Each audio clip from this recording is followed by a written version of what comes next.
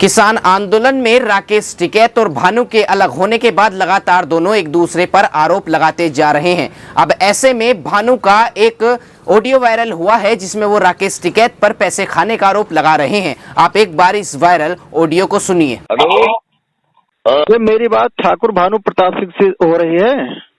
जी हो रही है। मैं शांति भूषण सिंह बोल रहा हूँ, जिला उपाध्यक्ष भारतीय किसान यूनियन टिकैत बाराबंकी।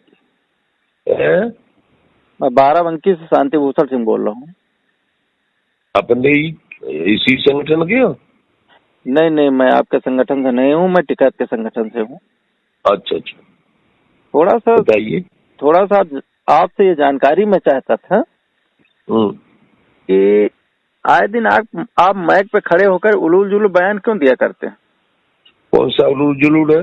तमाम प्रकार के बयान आप दिया करते हैं, उस पर राकेश टिकैत। नहीं, राकेश टिकैत कब से और राकेश टिकैत के साथ तुम? मैं 20 साल से हूँ और मैं 40 साल से मैं जानता हूँ राकेश टिकैत। बाबा महेंद्र सिंह टिकैत के जमाने में मैं 2000 में मैं जुड़ा हूँ संगठन में, पहली जनवरी के दिन। अच्छा। हाँ, तो 21वां 2000 जनवरी 1 जनवरी 2000। हाँ, तो राकेश ने मतलब जैसे ये जेपी ग्रुप से और ये जो ग्रेटर नोएडा अथॉरिटी है उससे और नोएडा अथॉरिटी उससे रुपया नहीं लिया है 10-10 करोड़। अच्छा, 10-10 करोड़ लिया। तो भारत सरकार अभी जब जांच कराई तो कुछ नहीं मिला उनके पास में। कब करवाई? अभी जब आंदोलन पे जब वो जो दिल्ली वाला सवाल, जांच नहीं हुई है बेटे, अब जांच होगी। अच्छा, तो जांच नहीं हुई है। जब जांच हो जाए, जब वो दोषी पा जाए, तब आप हल्ला मचाइए। तो मेरी बात सुनो तुम जी। और वो एक दिन बोल रहा था भाषण में, क्या बोला? एक नेता राकेश टिकैत के पास गया, उनके राजनाथ सिंह के पास, उससे 20 करोड़ लेके मेरे घर चला गया और घर वालों ने रोड़े मारा तो भाग के फिर यहाँ चिल्ला बॉर्डर पे आ गया। तो वो कहेगा। मैं आपसे शालीनता से बात करता हूँ। देखिए, सुनिए हमारी बात। आप किसानों की लड़ाई लड़ रहे थे, आप चिल्ला बॉर्डर पे गए थे, आप ये जो तीनों कानून आए हुए हैं उससे आप संतुष्ट हैं? हाँ। आप संतुष्ट हैं? जी।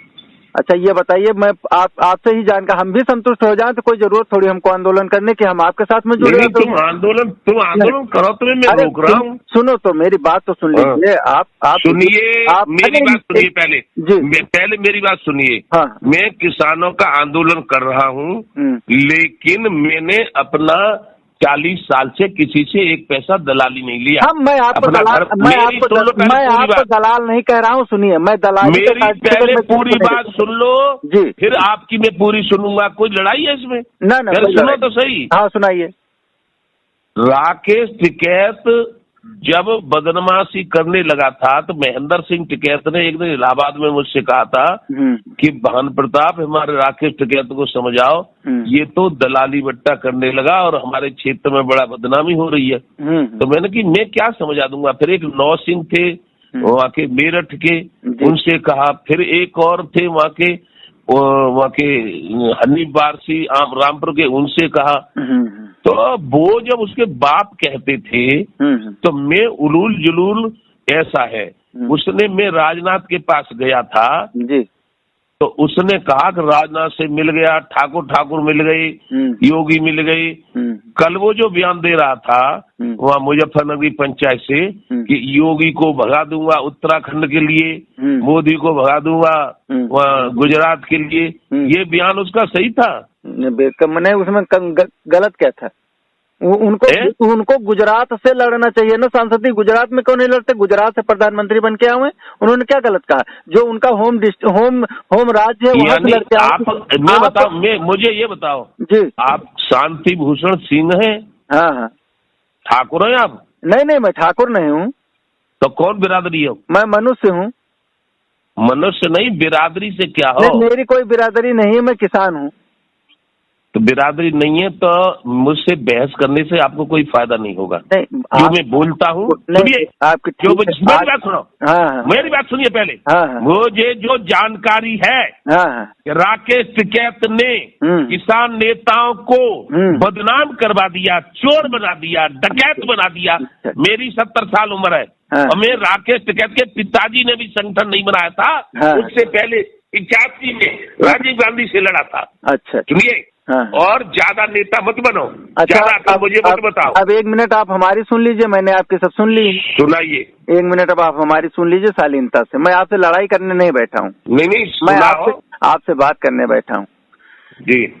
जब वो जांच हो जाए तब अगर दोषी हो जाएंगे तो सरकार उनको सजा दे देगी, आप भी चिल्ला लीजिएगा। नंबर 1 बात। दूसरी बात, जो हम आपसे 3 कृषि कानूनों पर बात कर रहे थे, नंबर 1 कानून है कि किसान अपनी उपज को कहीं भी देश के किसी भी हिस्से में ले जाके बेच सकता है। जी। उत्तर प्रदेश की भौगोलिक स्थिति ये है कि जो 1 एकड़, आधा एकड़, 2 एकड़ जमीन में खेती करने वाले किसान, अरे आप बोलने लगे ना। अब आप हमारी भी सुन लीजिए 1 मिनट, थोड़ा रखिए सर, हम आपका सम्मान कर रहे हैं, आप हमारी सुनना ही नहीं चाहते अपने। तो जो आधे एकड़ जमीन में खेती करता है वो किसान दिल्ली बेचने लेकर जाएगा, महाराष्ट्र बेचने जाएगा। दूसरा कानून है इनका कॉन्ट्रैक्ट फार्मिंग। तीसरा कानून है असीमित भंडारण। किसान कभी भंडारण करता है जी। भंडारण तो वो करते हैं जिनके पास पूंजीपति हैं, जो पैसा रखे हुए, भंडारण वो करेंगे। कॉन्ट्रैक्ट फार्मिंग सबसे पहले जैसे इनका एग्रीमेंट होगा, खाद ये देंगे, बीज ये देंगे, दवाई ये देंगे, सब कुछ ये देंगे, तो ये जो हमारे मार्केट में जो पहले से खाद बीज की दुकान खोले, ये बेरोजगार हो जाएंगे, नहीं हो जाएंगे जी। और जब कंपनी सारा अनाज उठा के लेके चले जाएंगे अपने पास में, तो एफसीआई केंद्रों पे हम बेचने क्या जाएंगे जब किसान के पास कुछ नहीं बचेगा तब। तो ये कहते हैं कि वो एमएसपी थी, एमएसपी है, एमएसपी रहेगी, तब एमएसपी कहाँ रह जाएगी। जी जी। तो मेरा मतलब ये है कि जो तीनों कानून ये वास्तव में काले कानून है, उन्हीं के खिलाफ आप भी धरना बैठने गए थे चिल्ला बॉर्डर पे। आपकी राजनाथ सिंह से क्या बात हुई मैं नहीं जानता, मैं वहां था नहीं, ठीक है। आपकी उनकी क्या बात हुई, वो देश के रक्षा मंत्री हैं, आप किसानों के नेता हैं, आप कारण बस वहां से चले आए, आप जानते हैं मैं नहीं जानता हूँ। लेकिन आप अगर उन्हीं कानूनों को पहले ये मानते थे कि ये गलत कानून है, उनके खिलाफ धरना देने गए, सरकार से आदमी से आपसे बात हुई, सरकार ने आपकी बात भी नहीं रखी, तो आपको दोबारा वहां बैठना चाहिए था उस बॉर्डर पे, आप बैठने नहीं गए। तीसरी बात ये है, मेरी बात सुनो, सुन लीजिए, मैं आपकी सब सुन रहा हूँ, फिर मेरी भी सुनना आप। हाँ, हम आपकी सुनेंगे, आप 1 घंटा बात करेंगे, 1 घंटा बात करेंगे। बोलिए। तीसरी बात, जो एक वो है बीएम सिंह वहां से भी भाग के चले आए, और जब भाग के चले आए तो अभी गन्ना आयुक्त कार्यालय पे लखनऊ में आए थे धरना देने के लिए। दूसरे दिन पुलिस ने रात में भगा दिया, औकात नहीं थी कि वो दोबारा बैठ जाते वहां पे। किसानों का शोषण करके कोई आगे नहीं बढ़ा है, ठीक है। राकेश टिकैत गलत नहीं है और ना वो गलत कर रहे हैं, हमारी जहां तक अपनी जानकारी है। और रही बात, मैं बाराबंकी से हूँ, आपका जो संगठन हमारा बाराबंकी में है, अभी जब पिछली साल धान का फसल तैयार हुआ ना, आप जांच करवा दीजिए, प्रति टाला व्यापारियों का धान आपके संगठन के लोगों ने बिचवाया। जिला अध्यक्ष आपका वो प्रदेश प्रभारी, सारे लोगों ने 5,000 रुपए प्रति टाली धान लेकर इन्होंने व्यापारियों के बिचवाए किसानों के नाम पे। मतलब एक टाला में 250-250, 300 कुंटल धान लदा हुआ था श्रीमान जी। अब पूछ लीजिए उससे, उपेंद्र पटेल कहते चलो आप जल्दी।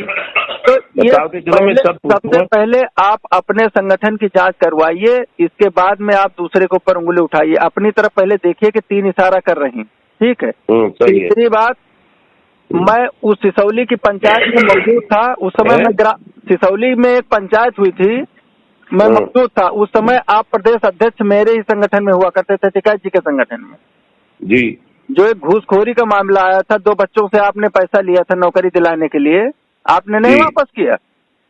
कहाँ नौकरी दिलाने के लिए लिया था पैसा मैंने? आपने 15 लाख रुपए लिया था, टिकैत जी ने उसी समय आपको बाहर निकाला था संगठन से, जब आपने पैसा वापस, आपकी गाड़ियां खड़ी कर दी गई थी वहीं पर सिसौली में। मैं उस पंचायत में मौजूद था। अपने सामने गाड़ी खड़ी कर ली थी, आपकी गाड़ी खड़ी हो गई थी।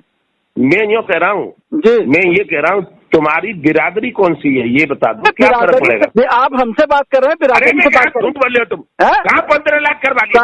15 लाख करवा दिया? ईमानदारी की बात नहीं है, फर्जी बड़बड़ लगाए रहते, की बात कर रहा है। देश और दुनिया की ऐसी ही खबरों को पाने के लिए जुड़े रहिए हमारे साथ। और हाँ, अगर आप वीडियो को फेसबुक पर देख रहे हैं तो हमारे फेसबुक पेज को लाइक करें, और अगर आप यूट्यूब पर देख रहे हैं तो यूट्यूब चैनल को सब्सक्राइब करना मत भूलिए। वीडियो को लाइक कीजिए, शेयर कीजिए और अपने कमेंट जरूर दीजिए।